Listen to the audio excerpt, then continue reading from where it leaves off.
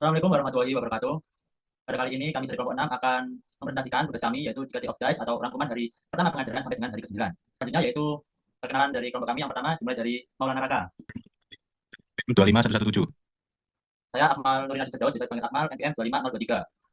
Saya Bilal Santoso, Direktur Administratif, BPM saya 2521. Saya Amjad Mukmila dengan NPM 25058. Saya Alivia Firdiatur Rosyida dengan NPM 25146. Saya Zaskia Firdaus Ramadini dengan NPM 25099. Saya Muhammad Iqmal dengan NPM 25254. Saya Grace Alessia Sumarang dengan NPM 25027. Saya Marco Taviano Sandi dengan NPM 25204. Saya Sofia Samanapila dengan NPM 25206. Saya Risma Ramadhani dengan NPM 25192. Saya Nandita Berencana Masari dengan NPM 25022. Saya Farizal Fenuti dengan NPM 25245. Saya Lugian Dika Fatmayoni dengan NPM 25271. Baik, untuk selanjutnya yaitu tentang pengajaran dari pertama ya, yaitu tentang navigasi awal rumah akademik sistem intelektual.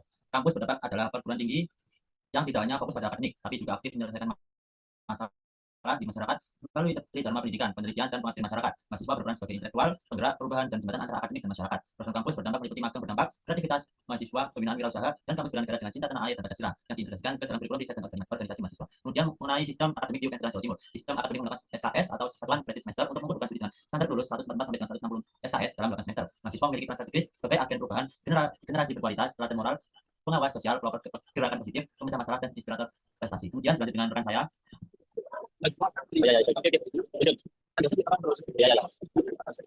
Oke.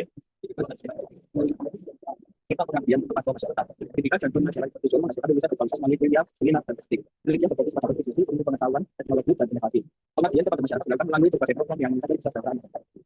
Aku bela negara menanamkan semangat cinta tanah air, pengorbanan dan kesadaran berbangsa melalui identitas kurikulum dan kegiatan organisasi sosial.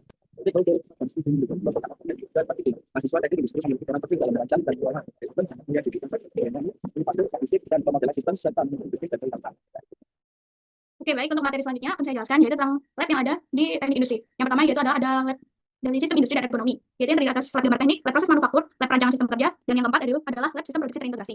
Dalam gambar teknik sendiri yaitu mahasiswa diajar untuk menggambar 2 dimensi dan 3 dimensi secara manual dan digital, sedangkan pada proses manufaktur itu terdapat edukasi pada mahasiswa tentang pengalaman pabrik. Kemudian pada perancangan sistem kerja yaitu mahasiswa dituntut untuk membuat lingkungan kerja untuk pekerjaannya menjadi nyaman. Sedangkan pada sistem produksi terintegrasi yaitu mahasiswa dituntut untuk merancang produksi produk yang berfokus pada cara merancang dan mengelola sistem produksi dari awal hingga akhir. Kemudian ada lab statistik dan manajemen industri yang terdiri dari 5 lab, yaitu yang pertama pemrograman komputer, kedua statistik industri, yang ketiga simulasi komputer, keempat optimasi industri, yang kelima adalah sistem informasi dan manajemen. Di mana pemrograman komputer itu adalah di mana mahasiswa mempelajari bahasa pemrograman dasar. Kemudian pada statistik industri yaitu mahasiswa dituntut untuk menganalisis data yang bertujuan dalam pengambilan sebuah keputusan. Kemudian pada simulasi komputer terdapat 2 simulasi, yaitu simulasi diskrit atau yang bisa disebut simulasi dalam waktu tertentu, dan simulasi dinamis yang biasanya berlangsung secara terus-menerus. Kemudian optimasi industri sendiri yaitu lab di mana mahasiswa memaksimalkan penggunaan sumber daya agar efisien dan efektif. Kemudian pada sistem informasi dan manajemen mahasiswa dituntut untuk bisa mengumpulkan sebuah informasi yang ada untuk digunakan dan disimpan sebagai data. Oke, lanjut materi selanjutnya adalah MHMTI, yaitu Himpunan Mahasiswa Teknik Industri, yang dimana pertama itu terdapat BPH Kabinet Energi yang bertugas mengoptimalkan keunggulan kompetitif dari Himpunan Mahasiswa Teknik Industri.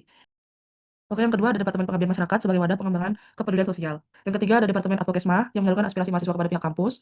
Yang keempat ada Departemen Minat dan Bakat atau Minbak, yang itu untuk mengelola dan mengembangkan serta memfasilitasi potensi KMTI. Yang kelima ada Departemen Komunikasi dan Informasi yang fokus untuk memperluas dan mengelola arus informasi serta publikasi melalui media sosial. Selanjutnya ada Departemen Riset dan Teknologi sebagai wadah pengembangan kemampuan penelitian dan akademik mahasiswa. Yang ketujuh ada Departemen PSDM untuk mengembangkan potensi diri dengan jiwa budaya yang tinggi, berintegritas dan berkontribusi demi seluruh KMTI. Terakhir ada Departemen Kewirausahaan yang menjadi wadah pengembangan jiwa kewirausahaan dan pemasukan dana bagi organisasi mahasiswa teknik industri. Lalu di titik 3 ada materi tentang PLNTI. PLNTI adalah Badan Legislatif Mahasiswa Teknik Industri. Legislatif bertugas membuat aturan dan kebijakan, menyusun UU, memperbaiki rancangan UU, mengawasi jalan pemerintahan.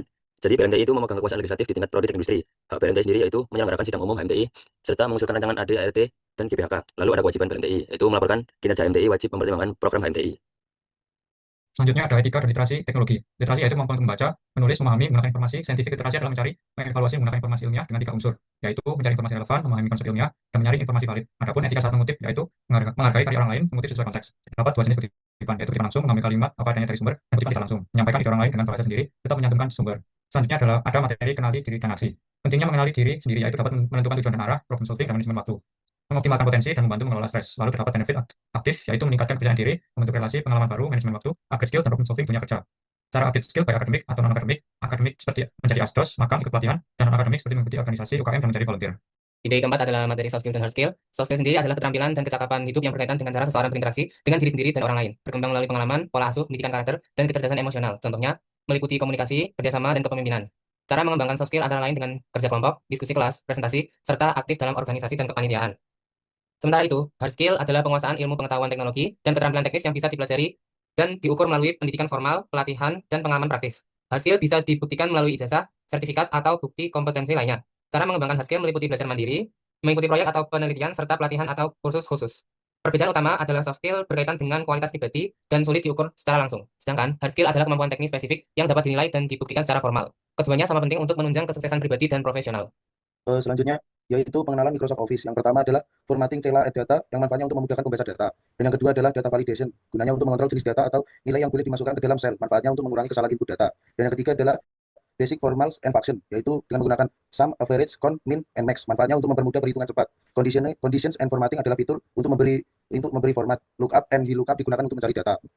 Selanjutnya, industrial mindset and system thinking. Sistem adalah kemampuan elemen yang saling berinteraksi, berfungsi bersama untuk tujuan tertentu. Sistem juga merupakan kumpulan komponen yang saling berkaitan hingga dapat mempengaruhi satu sama lainnya dengan urut prosedur tertentu dalam mencapai tujuan. Flowchart adalah diagram visual yang menggambarkan alur proses. Selanjutnya bisa dilanjut oleh teman saya.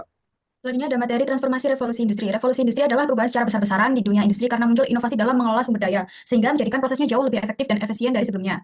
Revolusi industri 1.0 terjadi sekitar tahun 1870-an. Revolusi industri 2.0 terjadi di awal abad 19. Kemudian awal abad ke-20 muncul revolusi industri 3.0. Abad ke-21 merupakan masa revolusi industri 4.0. Kemudian materi D6 yang pertama yaitu profesional, LinkedIn, dan CV knowledge. CV adalah daftar riwayat hidup atau daftar pribadi yang berisi tentang data pribadi, profil singkat, pendidikan, pengalaman kerja, keterampilan, pengalaman, sertifikat atau penghargaan, portofolio, dan referensi. Tujuannya adalah untuk alat perkenalan diri dalam dunia profesional, gambaran kemampuan dan pengalaman, serta peluang kerja atau magang. Terdapat dua macam CV, yaitu CV kreatif dan CV ATS. LinkedIn adalah layanan jejaring sosial asal Amerika yang digunakan untuk membangun jaringan profesional. Baik, yang selanjutnya ada managerial leader, yaitu membahas tentang kepemimpinan. Dimana kepemimpinan adalah suatu proses yang menyebabkan orang lain melakukan tindakan mencapai tujuan bersama. Dasar kepemimpinan dibagi menjadi 4, yaitu charisma, inspiration, intellectual stimulation, dan individual consideration. Kepemimpinan penting dalam mengambil keputusan. Penting menuntun anggota agar fokus, mengembangkan potensi anggota tim, dan memotivasi anggota agar tetap semangat mencapai tujuan. Solidaritas yaitu aspek penting dalam kepemimpinan yang berhubungan dengan semangat bersama, saling mendukung, ketertarikan sosial antar anggota, implementasi kepemimpinan antara lain yaitu menginspirasi dan motivasi, bertanggung jawab dan integritas, memberi contoh pengambilan keputusan strategis. Kemudian komunikasi formal, yaitu desain grafis, merupakan seni dan praktik perencanaan dan proyeksi ide serta pengalaman dengan elemen visual dan tekstual. Tujuannya yaitu untuk menyampaikan informasi secara visual dan meningkatkan daya tarik pesan sehingga lebih menarik dan mudah diingat. Dengan menguasai desain grafis, kita meningkatkan kualitas tugas presentasi, membantu personal branding, dan menarik perhatian dalam publikasi kita.